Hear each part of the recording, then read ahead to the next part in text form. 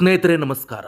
ಇವತ್ತೊಂದು ವಿಚಾರ ಹೇಳೋಕೆ ಹೊರಟಿದ್ದೇನೆ. ಇಡೀ ದೇಶವನ್ನೇ ಬೆಚ್ಚಿ ಬೀಳಿಸಿರುವಂತಹ ಒಂದು ಕರಾಳ ಘಟನೆ ಕೇಳಿದರೆ ಮೈ ಜುಮ್ ಎನ್ನುತ್ತೆ. ಸುಮಾರು 35ರಿಂದ 36 ವರ್ಷದ ಆಸುಪಾಸಿನ ಒಬ್ಬ ನೀಚ ಮನುಷ್ಯ 6ರಿಂದ 7 ವರ್ಷದ ಪುಟ್ಟ ಹೆಣ್ಣು ಮಗುವಿನ ಮೇಲೆ ಕಣ್ಣು ಹಾಕಿದ್ದಾನೆ. ಅವಳ ಮೇಲೆ ಅಟ್ಟಹಾಸ ಮೆರೆಯಲು ಪ್ರಯತ್ನ ಪಟ್ಟಿದ್ದಾನೆ.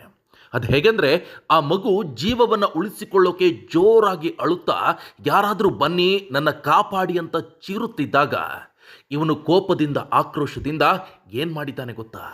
ಒಂದು ಕಬ್ಬಿಣದ ರಾಡನ್ನು ತಗೊಂಡು ಆ ಮಗುವಿನ ಖಾಸಗಿ ಅಂಗಕ್ಕೆ ತೂರಿಸಿ ಓಡ್ ಹೋಗಿದ್ದಾನೆ. ಈ ಮಾತನ್ನು ಹೇಳೋಕೆ ಕಷ್ಟ ಆಗ್ತಾ ಇದೆ, ಕೇಳೋಕ್ಕೂ ಹಿಂಸೆ ಆಗ್ತಾ ಇದೆ. ಆದರೆ ನಮ್ಮ ಸಮಾಜ ಯಾವ ಮಟ್ಟಿಗೆ ಇಳಿದಿದೆ ಅನ್ನೋದನ್ನು ನಾವು ಅರ್ಥ ಮಾಡಿಕೊಳ್ಬೇಕು. ನಾವು ಬೇರೆ ಬೇರೆ ವಿಷಯಗಳಲ್ಲಿ ತಲೆ ಕೆಡಿಸ್ಕೊಂಡು ಕೂತಿದ್ದೇವೆ. ಪಾರ್ಲಿಮೆಂಟ್ನಲ್ಲಿ, ಸದನದಲ್ಲಿ ಗಂಭೀರವಲ್ಲದ ಚರ್ಚೆ ನಡೀತಾ ಇದೆ. ಆದರೆ ಈ ನಡುವೆ ಇಂತಹ ದಾರುಣ ಘಟನೆಗಳು ನಿರಂತರವಾಗಿ ನಡೀತಾನೇ ಇವೆ. ಇದಕ್ಕೆ ಕಡಿವಾಣ ಹಾಕಲಿಕ್ಕೆ ಸಾಧ್ಯವೇ ಆಗ್ತಿಲ್ಲ. ಈ ಘಟನೆ ನಡೆದಿದ್ದು ಬೇರೆ ಎಲ್ಲೋ ಅಲ್ಲ, ಪ್ರಧಾನಿ ನರೇಂದ್ರ ಮೋದಿಯವರ ತವರು ಜಿಲ್ಲೆಯಾದ ಗುಜರಾತ್ನ ರಾಜ್ಕೋಟ್ ಜಿಲ್ಲೆಯ ಅಟ್ಕೋಟ್ ಅನ್ನೋ ಪ್ರದೇಶದಲ್ಲಿ. ಅಲ್ಲಿ ಕೃಷಿ ಕೆಲಸ ಮಾಡಿಕೊಂಡಿದ್ದ ಒಂದು ಕುಟುಂಬ ಇತ್ತು. ಹಗಲು ಹೊತ್ತಿನಲ್ಲಿ ಕೆಲಸ ಮಾಡ್ತಿದ್ದಾಗ ಅವರ 6 ವರ್ಷದ ಮಗಳು ಅಪ್ಪ ಅಮ್ಮನ ಹತ್ತಿರದಲ್ಲೇ ಆಟ ಆಡ್ತಿರ್ತಾಳೆ.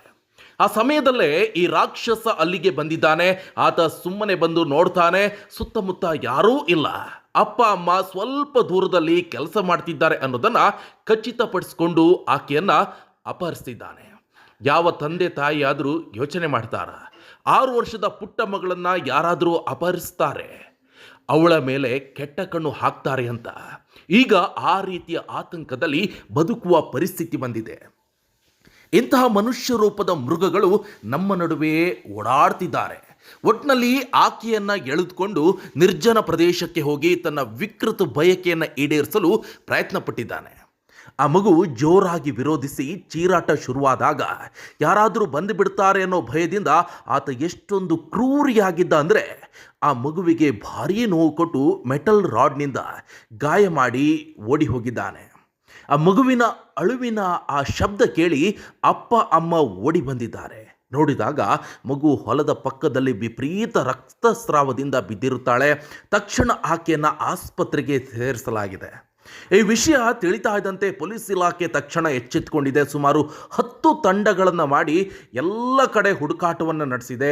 CCTV ಫುಟೇಜ್ ತಪಾಸಣೆ ಕೂಡ ಮಾಡಿದ್ದಾರೆ.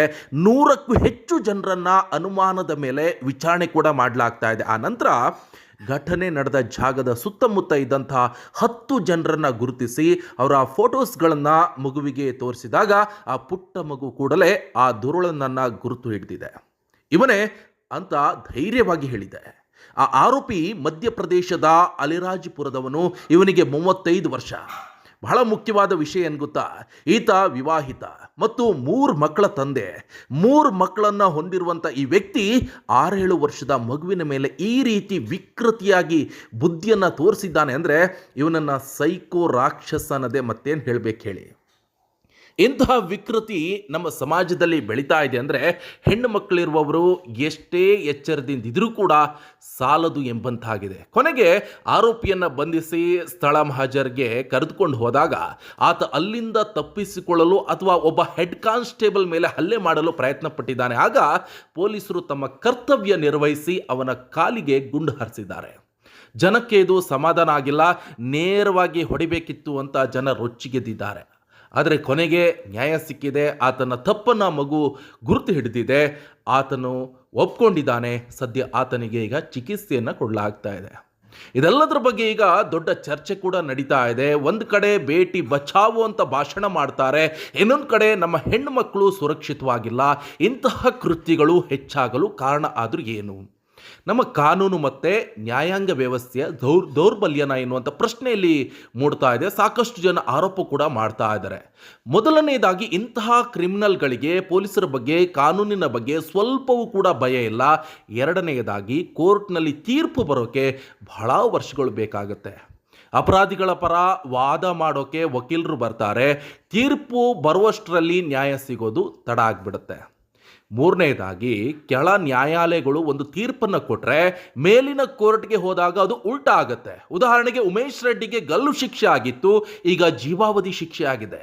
ನಿಟಾರಿ ಪ್ರಕರಣದಲ್ಲಿ 25 ವರ್ಷ ಜೈಲಿನಲ್ಲಿರುವಂತಹ ಅಪರಾಧಿಗಳನ್ನು ಕೊನೆಗೆ ನಿರಪರಾಧಿ ಅಂತ ಸುಪ್ರೀಂ ಕೋರ್ಟ್ ಬಿಡುಗಡೆ ಮಾಡಿದೆ. ಕೆಳ ಹಂತದಲ್ಲಿ ಶಿಕ್ಷೆ ಕೊಟ್ಟಿದ್ಯಾಕೆ, ಮೇಲ್ಮಟ್ಟದಲ್ಲಿ ಬದಲಾಯಿಸಿದ್ಯಾಕೆ? ಉತ್ತರವೇ ಇಲ್ಲ. ನ್ಯಾಯ ಸಿಗೋದೇ ಒಂದು ದೊಡ್ಡ ಹೋರಾಟ ಆಗಿಬಿಟ್ಟಿದೆ ಇವಾಗಿನ ಸಮಾಜದಲ್ಲಿ. ಇಂತಹ ಭಯಾನಕ ವಾತಾವರಣ ಇರುವಾಗ ನಮ್ಮ ರಾಜಕೀಯ ನಾಯಕರು ಏನು ಮಾಡ್ತಿದ್ದಾರೆ ಗೊತ್ತಾ? ಪಾರ್ಲಿಮೆಂಟ್ನಲ್ಲಿ ಅಥವಾ ಅಸೆಂಬ್ಲಿಯಲ್ಲಿ ಗಂಭೀರವಾದಂಥ ಚರ್ಚೆ ನಡಿಬೇಕು, ಜನರ ಬದುಕು ಸುರಕ್ಷತೆ ಬಗ್ಗೆ ಮಾತನಾಡಬೇಕು. ಆದರೆ ಅಲ್ಲಿ ಚರ್ಚೆ ಆಗೋದು ಯಾವುದು? ನೆಹರು ಹಿಸ್ಟ್ರಿ, ಇಂದಿರಾ ಗಾಂಧಿಯವರ ಕತೆ, ಅಥವಾ ಬರೀ ಧಾರ್ಮಿಕ ವಿಚಾರಗಳು, ಒಬ್ಬರು ಇನ್ನೊಬ್ಬರನ್ನ ವಿರೋಧಿಸೋದು, ಸಮರ್ಥನೆ ಮಾಡಿಕೊಳ್ಳೋದು, ಇದರಲ್ಲೇ ಸಮಯವನ್ನು ಹಾಳು ಮಾಡ್ತಿದ್ದಾರೆ. ಜನರ ಜೀವಕ್ಕೆ ಸಂಬಂಧಪಟ್ಟಂಥ ವಿಷಯಗಳು ಮರೆತು ಹೋಗಿವೆ. ನಾವು ಕೂಡ ಬರೀ ಭಾವನಾತ್ಮಕ ಮತ್ತು ಧಾರ್ಮಿಕ ವಿಚಾರಗಳಿಗೆ ಹೆಚ್ಚಿನ ಪ್ರಾಮುಖ್ಯತೆಯನ್ನು ಕೊಡ್ತೇವೆ. ಪಶ್ಚಿಮ ಬಂಗಾಳದಲ್ಲಿ ಬಾಬ್ರಿ ಮಸೀದಿಗೆ ಶಿಲಾನ್ಯಾಸ ಮಾಡ್ತೀವಿ ಅಂತ TMC ಶಾಸಕರು ಹೇಳ್ತಾರೆ. ಅದಕ್ಕೆ ಪ್ರತಿದಾಳಿಯಾಗಿ BJP ನಾಯಕರು ರಾಮ ಮಂದಿರ ನಿರ್ಮಾಣದ ಬಗ್ಗೆ ಮಾತನಾಡ್ತಾರೆ. ಅಯೋಧ್ಯೆಯಲ್ಲಿ ಈಗಾಗಲೇ ರಾಮ ಮಂದಿರ ನಿರ್ಮಾಣ ನಡೀತಾ ಇದೆ. ಬಾಬ್ರಿ ಮಸೀದಿಗೆ ಸುಪ್ರೀಂ ಕೋರ್ಟ್ ಜಾಗ ಕೊಟ್ಟಾಗಿದೆ. ಮತ್ತೆ ಈ ಚರ್ಚೆ ಯಾಕೆ? ಇದೆಲ್ಲ ಅವರವರ ರಾಜಕೀಯ ಬೇಳೆಯನ್ನು ಬೇಯಿಸ್ಕೊಳ್ಳುವಂಥ ತಂತ್ರ. ಅದ್ರ ಬದಲು ನಾವು ಶಾಲೆ ಕಟ್ಟಿಸ್ತೀವಿ, ಆಸ್ಪತ್ರೆಯನ್ನು ನಿರ್ಮಾಣ ಮಾಡ್ತೀವಿ, ಹೆಣ್ಮಕ್ಳ ಸುರಕ್ಷತೆಗೆ ಕಟ್ಟುನಿಟ್ಟಿನ ಕ್ರಮಗಳನ್ನು ತಗೊಳ್ತೀವಿ ಅಂತ ಮಾತನಾಡಬೇಕು. ಧರ್ಮ ನಮ್ಮ ನಂಬಿಕೆ, ಅದು ಇರಬೇಕು. ಆದರೆ ಅದು ಎಂದಿಗೂ ಕೂಡ ರಾಜಕೀಯದ ಅಸ್ತ್ರ ಆಗಬಾರ್ದು. ನೋಡಿ ವೀಕ್ಷಕರೇ, ಚರ್ಚೆ ಆಗಬೇಕಾಗಿರುವಂಥ ವಿಚಾರಗಳು ಮೂಲೆಗುಂಪಾಗಿವೆ, ಚರ್ಚೆ ಆಗಬಾರ್ದ ವಿಚಾರಗಳು ಕೇಂದ್ರ ಬಿಂದು ಆಗಿವೆ. ವೀಕ್ಷಕರೇ, ನಿಮಗೆ ಏನು ಅನಿಸುತ್ತೆ ಈ ಘಟನೆಗಳು ಮತ್ತು ವ್ಯವಸ್ಥೆಯ ದೋಷದ ಬಗ್ಗೆ? ನಿಮ್ಮ ಅಭಿಪ್ರಾಯಗಳನ್ನು ತಪ್ಪದೆ ಕಮೆಂಟ್ ಬಾಕ್ಸ್ನಲ್ಲಿ ತಿಳಿಸಿ. ಜೊತೆಗೆ ನಮ್ಮ ಯೂಟ್ಯೂಬ್ ಚಾನಲ್ಗೆ ಸಬ್ಸ್ಕ್ರೈಬ್ ಆಗಿ, ಹಾಗೆ ಫೇಸ್ಬುಕ್ನಲ್ಲಿ ಫಾಲೋ ಆಗಿ. ಧನ್ಯವಾದ.